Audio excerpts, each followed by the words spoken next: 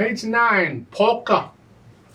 This is a duet. A duet is when two people are playing the same piece of music at the same time, but they're playing different parts.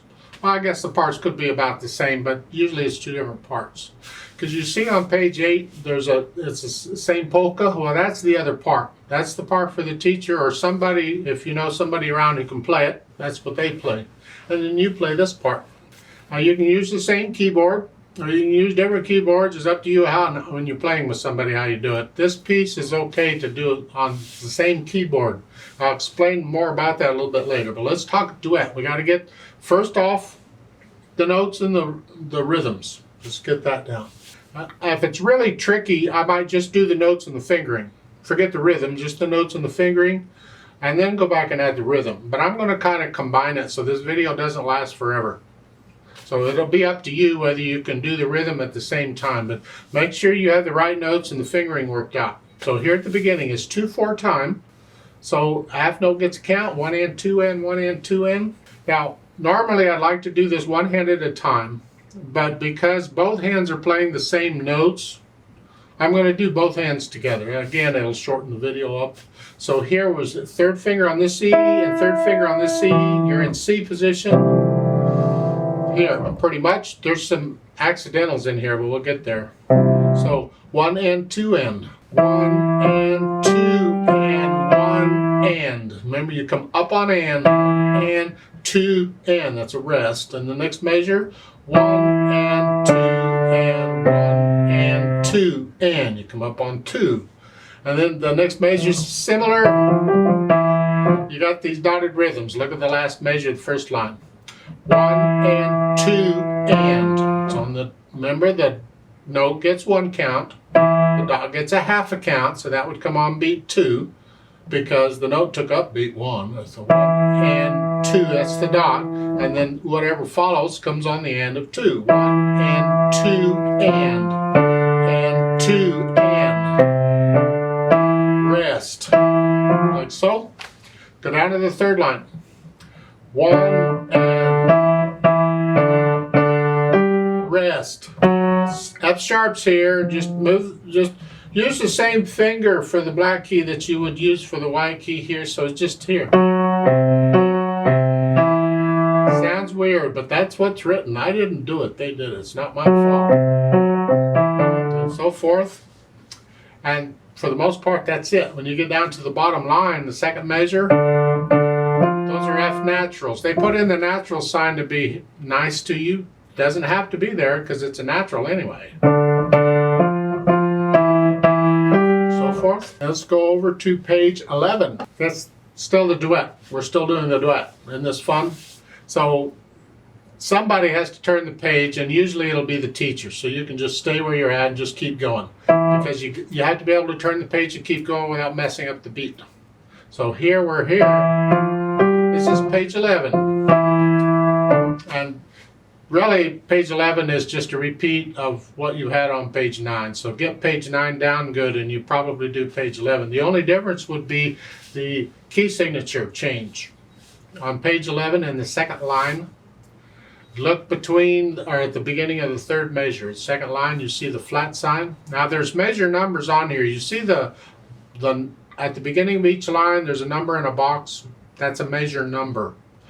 When we're doing ensemble work or work with other people, we generally have measure numbers. That way, when you're rehearsing and you want to start somewhere in the middle, you can decide what measure number you want to start on, and everybody can find it and keep going. So in this case, I'm referring to measure 37. They introduce a flat sign. So now all B's are flatted. Automatically B flat. So you're here. It's a little interesting because you're in this position. You're staying in this position, not going anywhere. There are no B's in this position. So the question is, why is there a B flat? I mean, you don't need it. It doesn't affect how you're playing. And it has to do with music theory, and it has to do with the other part. The other part does have B's in it. So it is important that it has to be there, but it won't affect how you're playing because you don't have any B's. If you look a little further down, this is the like the next to the last line on the last two measures, or on measure 53, whichever, you'll see a natural sign. Well, that's another key signature change. This is how they do it when they want to take the flat away. They put in a natural sign which erases the flat. Now we're back in no flats or sharps. It doesn't affect how you play because you don't have any B's to begin with, but it does affect the other part.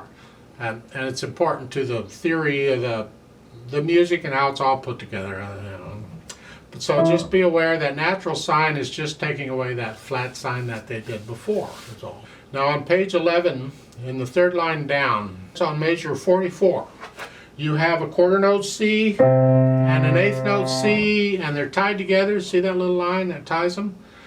You're just holding the first one down for the 1.5 counts. 1 and 2 and you come up on and a 2. It's like a dotted quarter note, except rather than a dot, they put in another eighth note for same difference. The point is you hold it down. Don't play the eighth note. Just hold the quarter note down that long for both notes. And when you do all that, let's go back and do the articulation. We have staccatos at the beginning. I'm gonna nice light wrist staccato. Some people call this a hand staccato. I don't care. You're just flexing at the wrist. Just real short is fine. And then in the third measure, you have accents. That means that on piano, it just means play a little louder. Here. Whatever. Now, one way to do that, or people will interpret the accents, is when you have note with accents, like they do here. There's 3 notes here with accents. They'll separate them just a little bit. That helps to bring out the accent. It's an interpretive thing. You don't have to do it that way. Some people don't, some people do, whatever. And then going on your staccato, then slurs. Lift up between each slur. So here, lift up, rest, then staccato.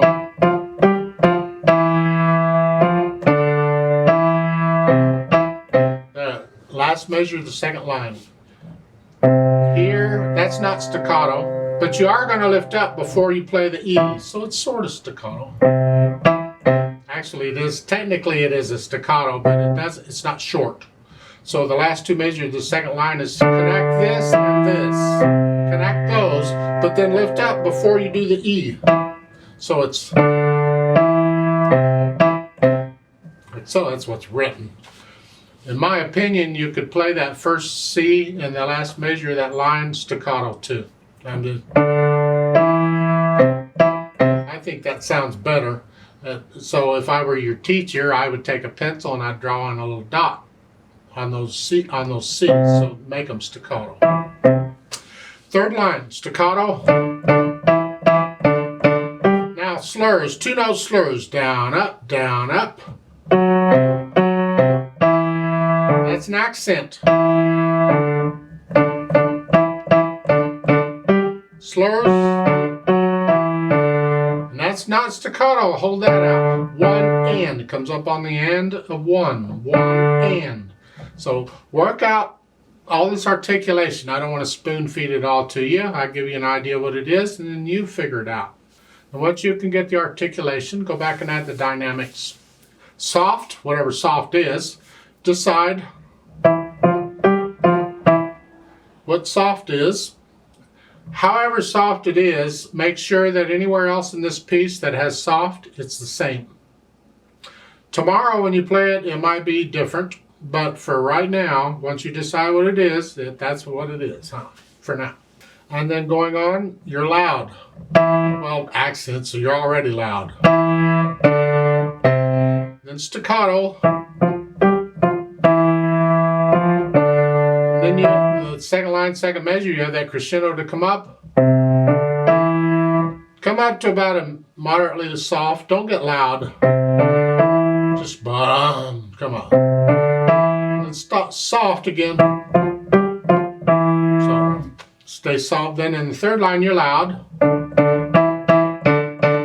Going up to very loud, gradually. It doesn't tell you how loud to get, but you loud and then very loud is the next, so go up to there. So loud. soft, accent, and do it again, soft. You do that some more. On page 11, you're starting out soft. You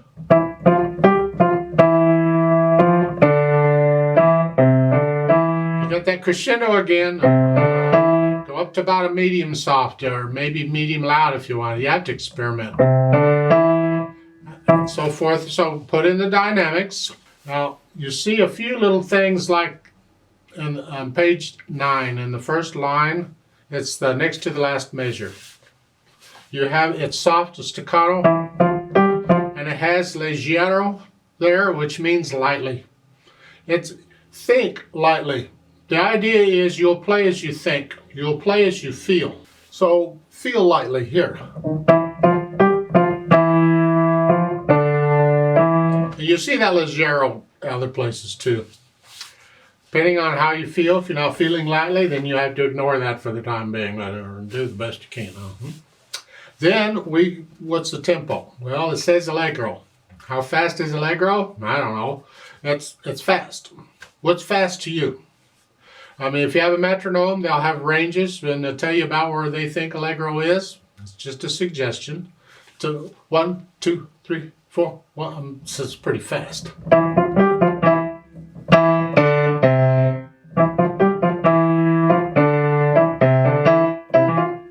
You have to decide. That may be a bit fast. It has to be your fast, not my fast or somebody else's fast. What's fast to you? When you're learning it, you do it slow. And gradually speed it up. If you have a metronome, you can use a metronome to help you gradually speed it up. But whatever fast is to you, we're not going to take it fast in this video. So what I would like to do is I would like to do a play with me with you on this to check the notes and the rhythms.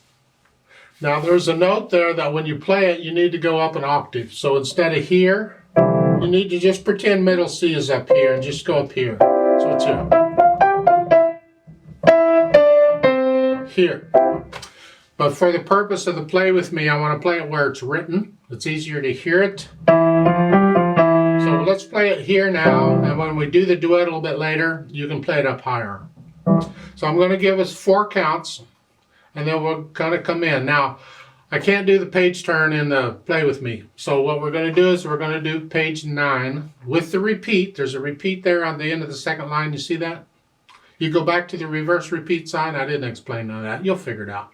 Do page 9, then we're going to stop. I'm going to turn the page. I'll count in again and give us another 4 beats, and then we'll do page 11. Just start to finish. So go ahead and put your hands in C position down here. If you want to play it up here, it's up to you, but I prefer down here to start. 1 and 2 and ready and go, and 1 and 2 and rest and 1 and 2 and 2 rest 1 and 2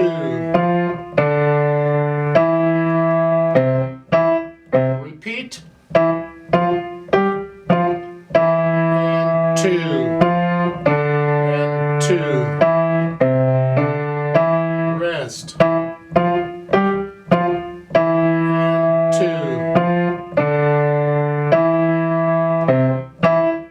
rest rest rest rest then rest and rest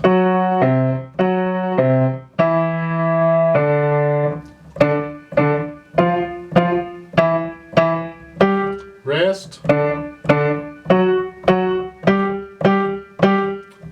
turn the page 4 counts 1 and 2 and ready and go and 2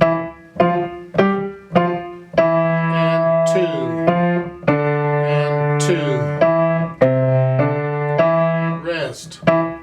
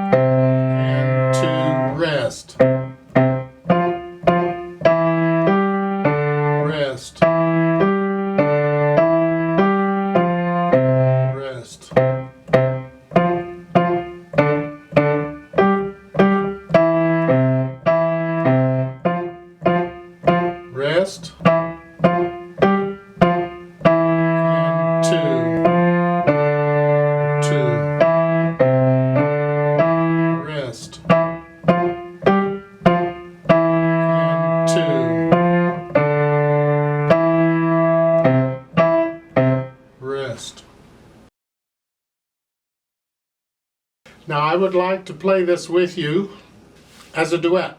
I'm going to play the bottom part over here on page 8, and you do this part over here on page 9.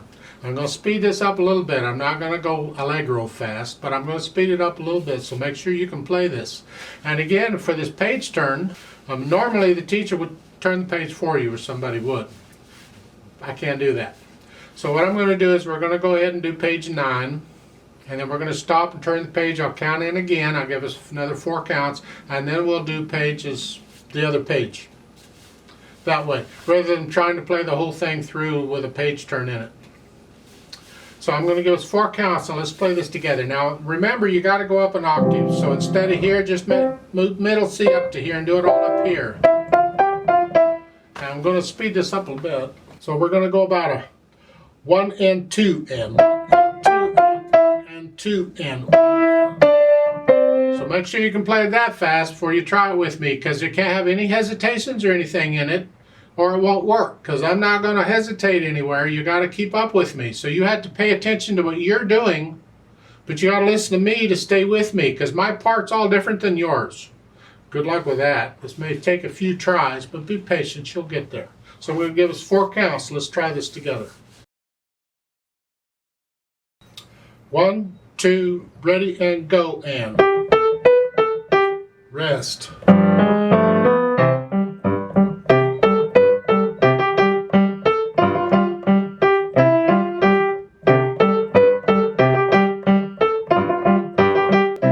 Repeat.